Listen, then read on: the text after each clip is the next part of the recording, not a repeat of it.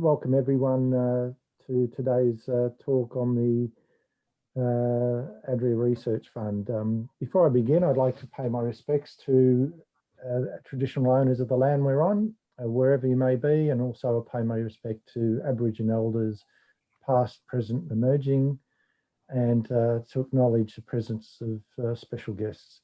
For the audience, I'd like to point out that ADRIA is a partnership between VADA, DHS and the Luicha Institute, which is the national body for the Aboriginal and Torres Strait Islander health research.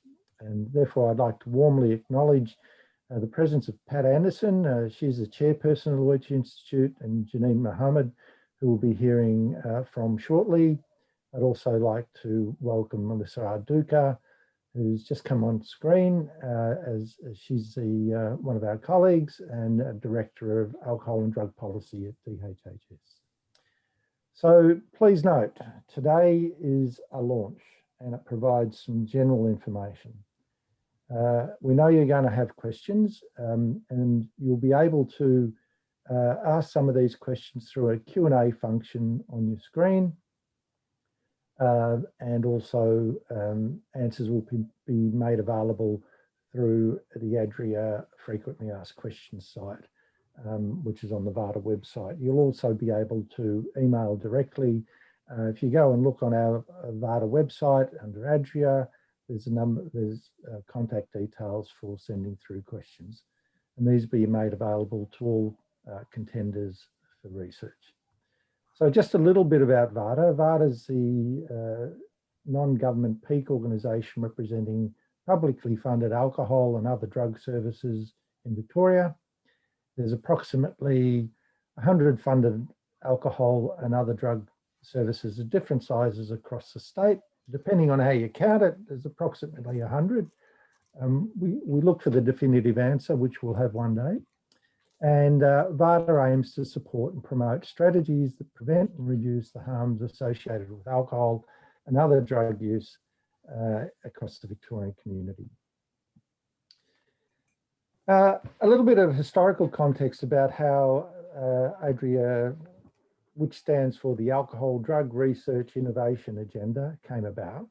It was pushed for considerably through recent past VADA state budget submissions, and in 2018 the Victorian inquiry into drug law reform recommended increasing funding for research into alcohol and other drugs, and we're grateful for the work of the department and government in funding ADRIA, and acknowledge and pass on our thanks to the Victorian government for doing so. The research grant program consists of $4 million over 4 years. It provides funding for the sector to support co-funded and blended research. The fund has a goal of applying these learnings into the AOD sector through translation into practice, which is a key and significant factor. So this is enough of an introduction from me, and I'm now going to pass you on to Janine Mohammed from Luicha Institute. And Janine's a proud Noongar Kurrina woman from South Australia, the CEO of Luicha Institute, and she's worked in numerous locations, including Aboriginal Torres Strait Islander health for 20 years, in nursing, management, health policy, and workforce policy roles. She's also recently received a doctorate in nursing from, an honorary doctorate in nursing from Edith Cowan, and was the CEO at the Congress of Aboriginal and Torres Strait Islander Nurses and Midwives. Thank you, Janine, and I'll hand it over to you. Thanks, Sam, and I think that's about the best pronunciation I've heard of Kana for a long time, so thank you. Did you practice that? The Italian background. Oh, it always helps to have a second language. So thank you. I too would like to acknowledge the traditional lands upon which we're all placed today and extend that respect to elders past, present, and of course our future emerging generations for which this work is so important. I also want to acknowledge those attending, including my chairperson, Pat Anderson, yourself, Sam, and Melissa Aduka. I hope I said that right, Melissa, and to members of the advisory group. I also want to mention James and Charmaine, who, really worked in collaboration and built a high level of trust across our organisations, because this is the first time we're doing this together as two organisations. And so leading on from that, thank you for the opportunity to speak today and to be involved in the program. I welcome the opportunity here to tell you a little bit about Lowacha Institute in case you don't know about us and our work. Lowacha is actually based in Melbourne on NAM, on Wurundjeri country, where the Australia's National Aboriginal and Torres Strait Islander Community Controlled Research Institute. Of course, then we have a national footprint and we are the national authoritative voice on our research. Our focus is on ensuring our research agenda is set by Aboriginal and Torres Strait Islander peoples, and that we translate that research into policy and, of course, positive outcomes for our peoples. So we are committed to strengthening the capacity of Aboriginal and Torres Strait Islander health research workforce, not just through research projects, but through the provision of scholarships that we hand out yearly, awards at our biannual conference, and we also establish mentoring for many of our alumni. Our journey began more than 20 years ago, and Pat, our chairperson, has been with us the whole journey. In fact, she's one of the brainchilds of Lowacha Institute. And we began as what was called a CRC, or a Cooperative Research Centre. And at that time, we were based in Darwin. And of course, until then, Aboriginal and Torres Strait Islander peoples had been subject to huge amounts of research. And that begins, around the time of settlement, but we were largely locked out of those research processes. If you like, we were othered. Non-Indigenous people did research on us, so it was research on us and without us, rather than by us and for us. And this meant that research too often failed to translate into meaningful changes in health policy or practice, or indeed in our very lives. And so research at that time was embedded in what we called a deficit discourse, where we as Aboriginal people were the problem, rather than turning the gaze on the systems that had failed us and really caused much harm. And this also led, and I'm very into historical truth telling, so this led to experimentation and many other unethical harms on Aboriginal and Torres Strait Islander peoples. And not surprisingly, this caused much suspicion amongst our communities of researchers and research itself. So it's fair to say that since our work began right back in the 1990s, can't believe that was that long ago now, but it is, 1990s, we've really changed the narrative of how research in Aboriginal and Torres Strait Islander communities is done in this country. And indeed, many of our ways of knowing, being and doing, our Indigenous knowledges, is having a wider application in Australian society and globally, for example, fire stick farming.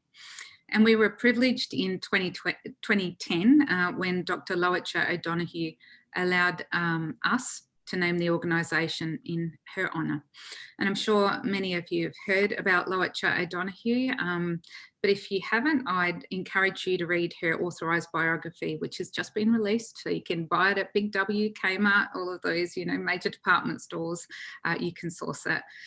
When she agreed to be our patron and namesake, she told us to be a really courageous organisation, committed to social justice and equity for Aboriginal and Torres Strait Islander people, and to match our words to action. No empty threats, we are forging forward, and to be known to work fearlessly for change and in the improvement of the lives of Aboriginal and Torres Strait Islander peoples. And that really was through social justice, human rights and equity. So we judge all of our work through that lens. So Lowacha Institute has always strived to put research of Aboriginal and Torres Strait Islander peoples and communities back in the hands of Aboriginal and Torres Strait Islander people. And this year we took that a step further, and our board and our community fulfilled a lifelong held dream to become a community controlled organisation.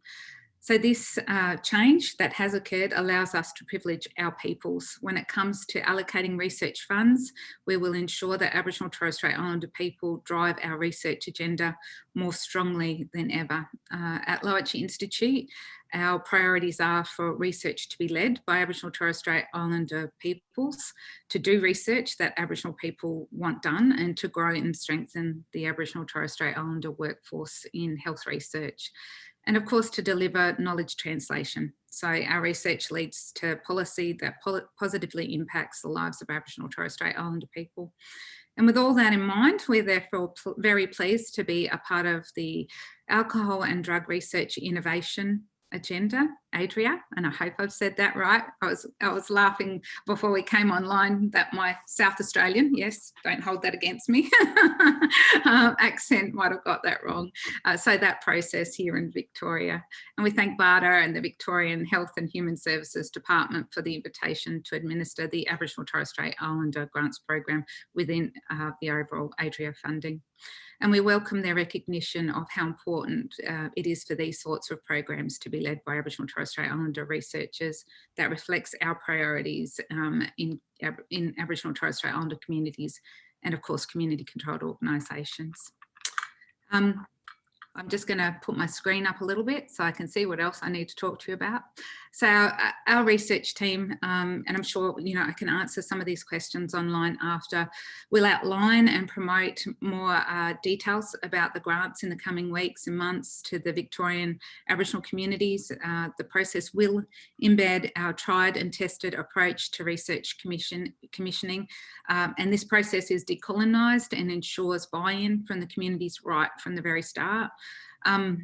Just a little bit of background about Lowacha. Over the past 10 years, we've actually provided 26.5 million in support to over nearly 150 health research projects, and our last round of funding, which was in 2016 to 19, saw 68% of our projects that we got out the door were led by Aboriginal and Torres Strait Islander researchers, and 100% of those projects involved Aboriginal and Torres Strait Islander researchers. And last year, reflecting our shift to community control, we announced that our 2020 to 2023 research agenda would focus on providing grants only to Aboriginal and Torres Strait Islander organisations. So I suppose the other thing to let you know is that critically, we don't just advertise for written submissions, but we aim in our work to work closely with communities right from the very start, from the very first idea that they have or in a need or a priority. And this year has been a really great example when we've just recently opened our rounds. So in response to the opening of those rounds, we had an ongoing call for pre-research funding to facilitate genuine and meaningful engagement of stakeholders. So we offered seed grants to 14 Aboriginal and Torres Strait Islander organisations around Australia to support and engage their communities in developing a research proposal up to the opening of our larger rounds. And we also provided online info sessions to support those who'd never previously been involved in research, and we were able to match project teams with Aboriginal and Torres Strait Islander research experts to further support them in writing their grant. And this led to many applicants into giving us a formal project grant in our larger round, and we had nearly 50 well-supported proposals lodged with us, which we're currently looking at. And this is the approach we'll be bringing to this grant process. And we look forward to hearing from the Victorian Aboriginal communities and the community controlled organisations and their experts about their needs, their priorities in drug and alcohol research. And we look forward to supporting them to undertake innovative and responsive, AOD research that informs program design, increases service excellence and policy development, and thereby improves the social and health outcomes of Aboriginal and Torres Strait Islander peoples living in Victoria. Thank you for your time and your interest today, and I look forward to beginning the work. Thank you, Janine. It's a great honour to have this association with Lowacha, and I really look forward to seeing good things come out of our mutual work in this research space. So, thank you very much for being part of this important initiative. I'd like to now pass on to Melissa Arduka, who's Director of Alcohol and Drug Policy at the department. Melissa, welcome. Hi, Sam. Thanks very much. Good afternoon, everyone. And in addition, I would also like to start by acknowledging the traditional owners of the land across the country from wherever you happen to be joining us here today, and pay my respects to elders past, present and emerging, and also just welcome any of our Aboriginal colleagues or stakeholders who have joined us here today as well. Before I get started, just a whole range of thank yous. I'd just like to go through, of course, starting with thank you to VADA, and in particular Sam, Scott and James. You've done a great deal of very hard work and had a strong commitment to this ADRIA program, and you've managed to get us here today during obviously some very trying and stressful times for us all over the past few months. Also, thank you to all the advisory group members and the evaluation panel members who I won't kind of name individually, we'll be here all day, but certainly it was fantastic that you have been able to share your time and your expertise and your wisdom with us to ensure that ADRIA is and will be a very respected and rigorous research program that is really kind of helping to shape and guide the future of AOD delivery in Victoria. Also, thank you to Luija, Janine, Sanchia, Alex. It's really great to kind of have you on board and just kind of hearing about the kind of the knowledge and the expertise that the organisation will bring to developing that Aboriginal community-led research. Really important that we're deepening our learning and affecting real change into the health and wellbeing of Victorian Aboriginal communities. And the final thank you is just to my own team here in the department, and in particular to Charmaine, who has been obviously working quite hard alongside VADA to get us all here today to the launch, which is a really exciting time, I feel. So thanks very much. As kind of Sam mentioned, in kind of February 2018, the Victorian government announced ADRIA and has committed to $4 million over 4 years to drive new thinking and build the evidence base for innovative approaches to alcohol and other drug services in Victoria. We're really hoping that this funding will deliver research that helps us to improve the support and care for Victorians impacted by alcohol and other drugs. But also, kind of importantly, we really want ADRIA and the funding to build capacity in the system to understand research and position Victoria as a leader in AOD research, which will also hopefully mean that our kind of researchers here can leverage national grant opportunities such as the NHMRC and participate in research innovation on a national scale. I don't know whether anyone would have imagined back in 2018 when we announced this funding that we would be where we are today in the midst of a pandemic. But when I kind of reflect on the conversations that I am part of at the moment, of course, we're talking about the terrible toll COVID has had on our economy, on our kind of community, people's mental health, and of course, the loss of lives, unfortunately, to some people who have contracted the disease. But also what I'm really hearing is a strong commitment across government to using the disruption that has kind of happened with COVID as an opportunity to trigger transformational change to our systems so that we are delivering better outcomes for Victorians, and particularly for the vulnerable and highly disadvantaged people that we do have in this state. So when we think about that in the context of AOD, what we really need to do is to understand what is working to support people with AOD needs. And then how do we translate the knowledge of what's working from the research and from the evidence into high quality care and treatment. We want to be encouraging a system that is geared towards constant learning and improvement and change so that we are flexible and adaptable to meeting the needs of those using our system. I've kind of been in this role now for a long time. It feels like a lifetime ago, given this particular year. But what's really impressed me has been the skills and expertise that I've seen you all bring to your work in AOD.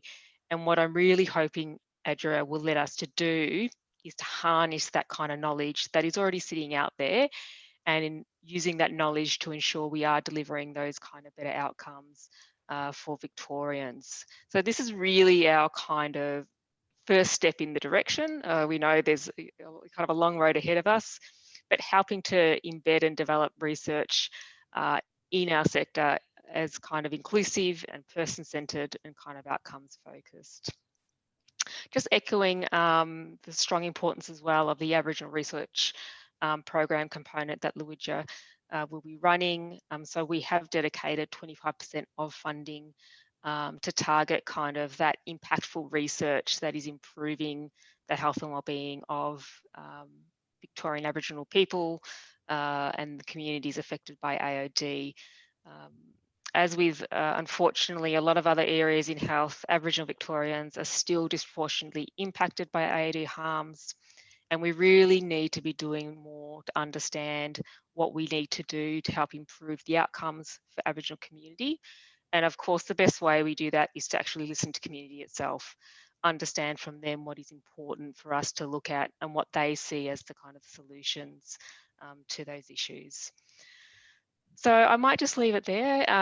But in closing, thank you all again for being here today and for kind of supporting us to get ADRIA to where it is. I am kind of looking forward to seeing what kind of brilliant ideas are kind of out there ready for us to kind of take forth that into the world. I just would finally say, I know Minister Foley shares that kind of view as well, and I know he wanted me to pass on his kind of thanks to the sector as well.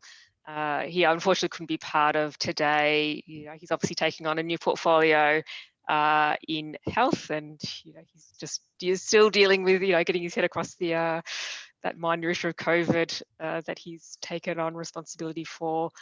But I think the fact that he has made a point to retain the AOD portfolio within his ministerial responsibility is a real sign of his commitment to this sector and his strong desire to help people who are impacted by alcohol and other drug use. So thank you, everyone, and good luck to those who get to have the fun job of writing EOIs and grants. Thanks, Sam. Thanks, Melissa. And yes, we need to acknowledge Minister Foley's contribution to the sector through the term of this government and the contribution to ADRIA. And we also need to acknowledge yourself and the DHS team who are in the thick of it at the moment, and the enormous amount of work that you're doing for Victorians. Now I'd like to introduce you to Dr. James Petty, also known as James.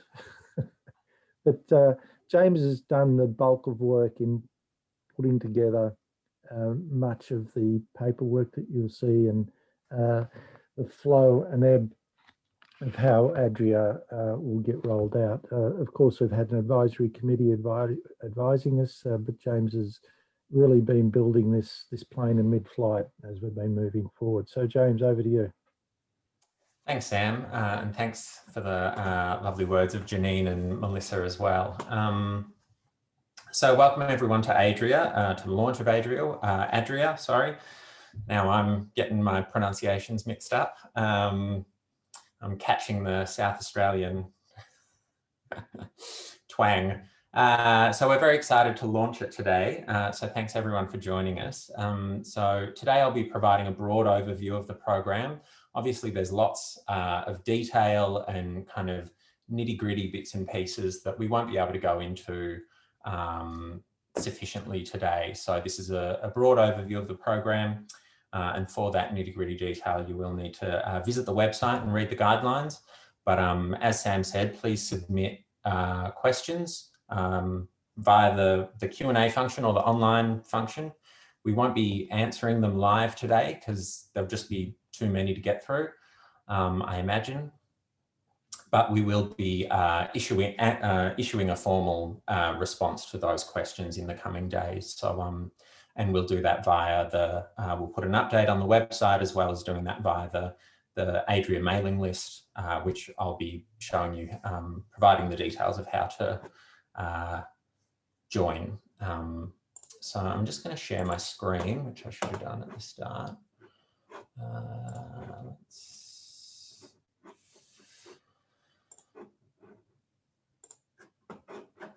All right, here we go. Here's the very fancy logo that we had made up, which now seems a long time ago, given the pre-COVID, we had this logo made up. So that gives you a sense. So just an introduction to ADRIA. ADRIA stands for the Alcohol and Drug Research Innovation Agenda. So it's an AOD-focused research grants program that's funded by the Victorian government. Its purpose is to provide support via grant funding to Victorian organisations to undertake AOD-focused research. So there's some key info here. So ADRIA will hold annual grant rounds, although the first grant round has been delayed due to COVID-19, but it's opening today. The range of grants is any amount up to $200,000 per year of the research project for between 1 to 4 years. So there's no minimum amount that you can apply for. You don't have to request $200,000 a year, but that's the maximum amount that you can request. And there is a minimum of 1 year for a project and maximum of 4 years. So the eligible agencies, those funded by DHHS to provide an AOD-related support or service. And by that little asterisk is that defining AOD-related supports and services as including outreach, engagement and referrals, counselling, detox, withdrawal, traditional AOD treatment, harm reduction services, advocacy and representation in the AOD area. So a broad definition of what that stands for, as well as Victorian Aboriginal community controlled organisations. So you'll notice that the eligibility criteria are quite narrow in that in some respects. So these were developed in consultation with DHHS and the ADRIA advisory group. So the logic here is to keep eligibility narrow, at least for the first round. We really didn't want to have a very broad eligibility criteria and get hundreds and hundreds of applications and not be able to provide or not be able to fund, only be able to fund a fraction of those.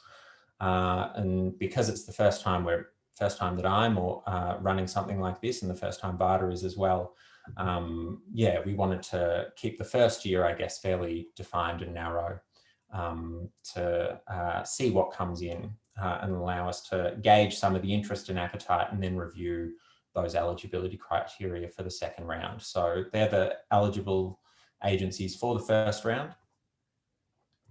And that may change for the second round. We've marked that for review following the first round. And it was also to ensure that agencies providing AOD services were really front and centre in the research and in the development of research and in the execution of it as well.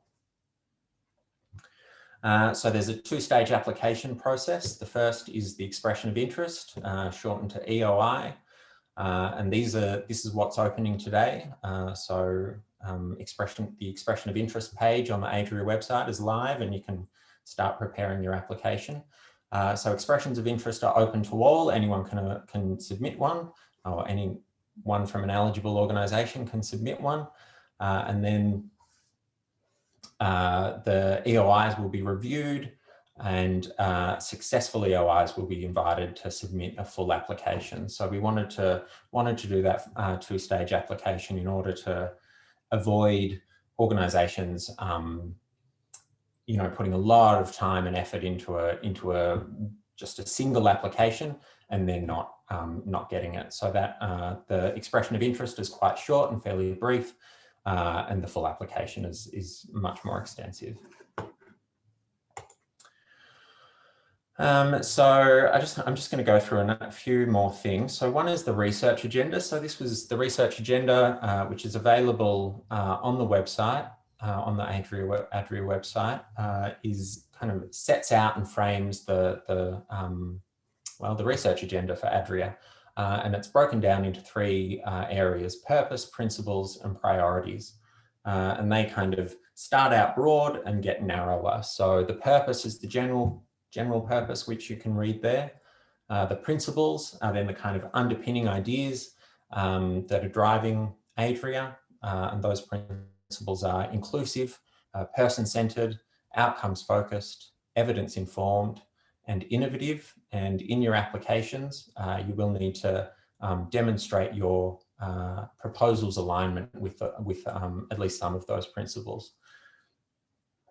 And the third area is priorities. And we've actually decided not to identify priorities for the first round. Again, we didn't want to, because it's the first time we're running this, we really didn't want to anticipate what the kind of interests were or what the kind of emerging issues were.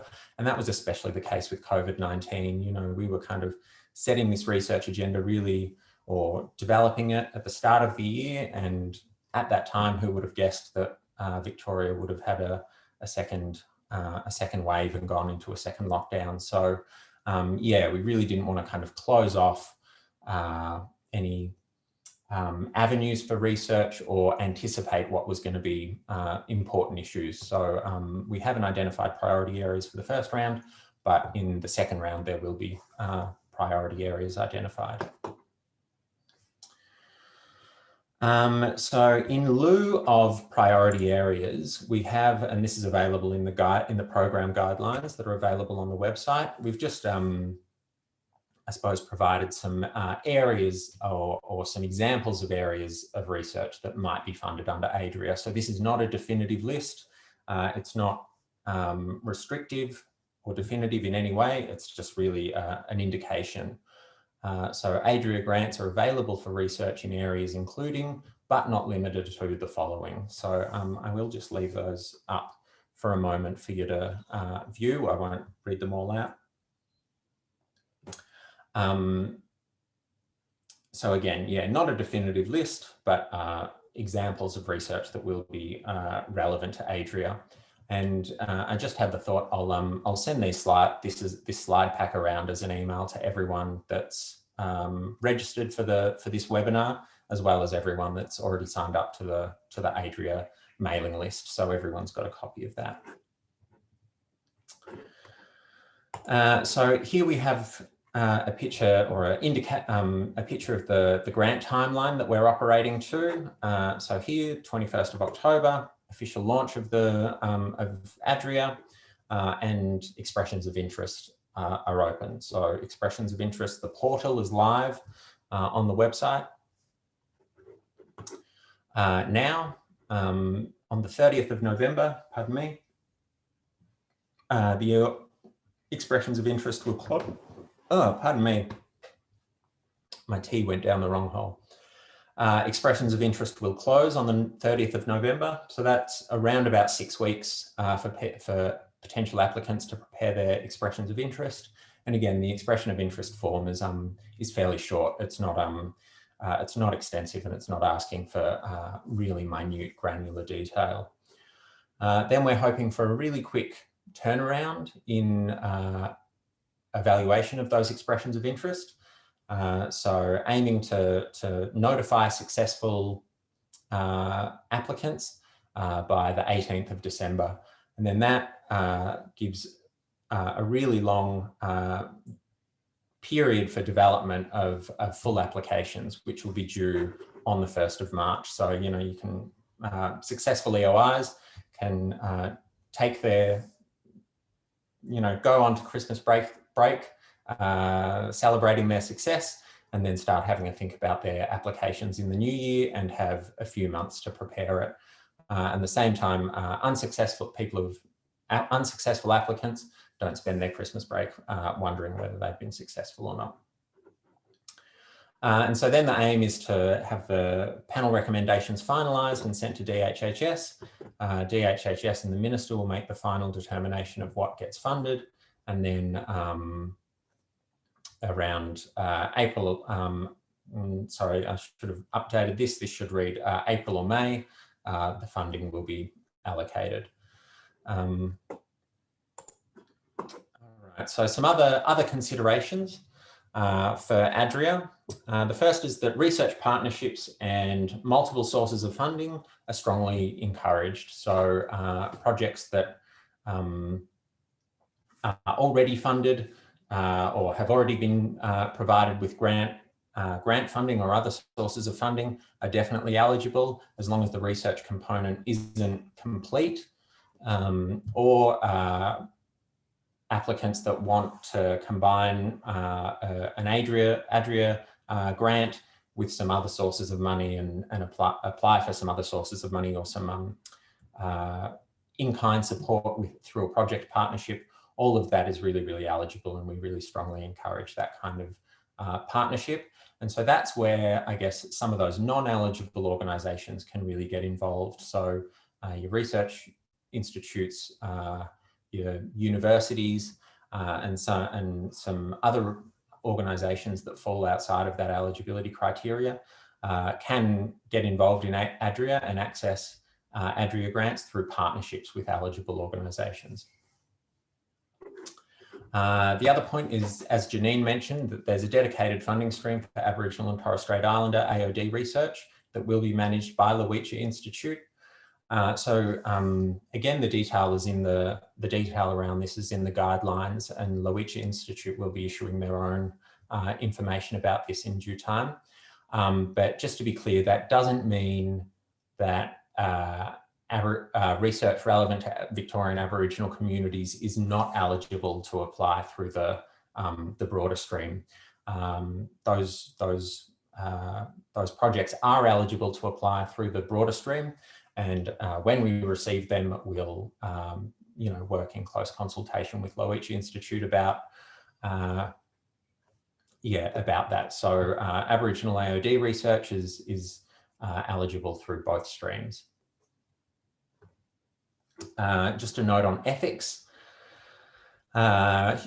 Research ethics will be needed for research that does involve data collected from humans. So we've got, there's an extensive section in the guidelines on this, as well as a few FAQ that that address this issue directly. But if you are planning to, or if your research idea involves the collection of data from humans, you will need research ethics approval.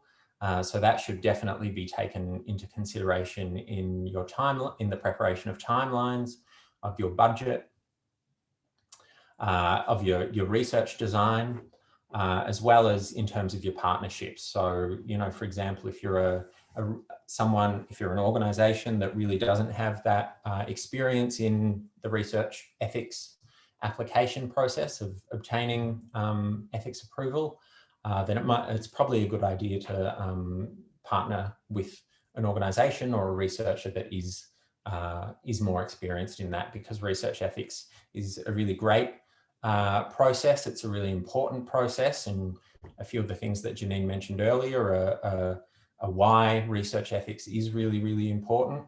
But it can be I guess, a lengthy, sometimes costly and potentially onerous process. So if you haven't done it before, it's a good idea to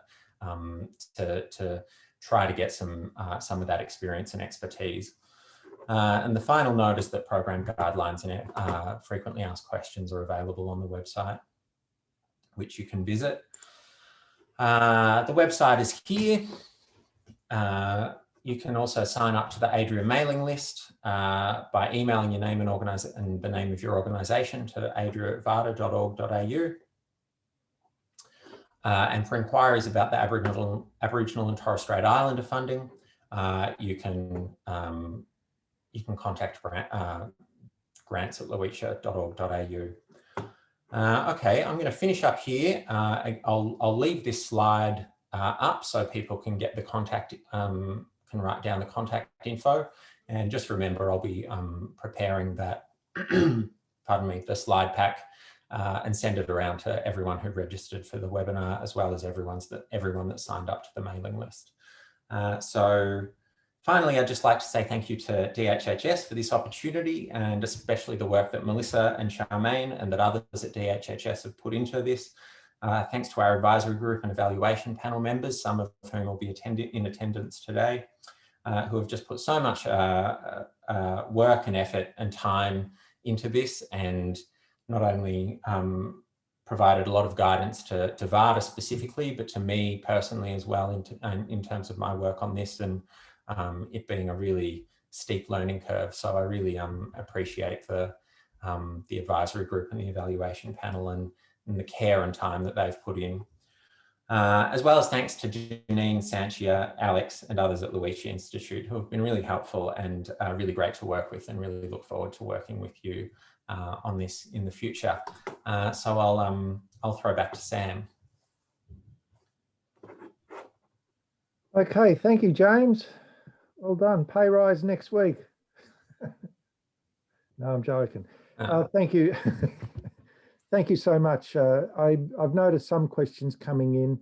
What we'll do with questions is we'll take the questions and we'll place the answers on our website, so everyone has the benefit of the knowledge of the questions being asked. If you have anything specific you'd like to put forward, please do so to the adria@vada.org.au website. And look, I think it's really upon all of us really to start thinking about the sort of research we'd be interested in doing. Sign up to the mail list. We'll be, as I said, updating that frequently asked question website, and we're available via the email to answer the questions, and we'll put them up as soon as we can. So thank you, everybody. Unless any other speakers or James have got anything else to say, we've come to the end of our introduction to ADRIA, and we wish you all luck in the weeks and months ahead. Thank you. And thank you so much, Janine, for coming along. Very appreciated.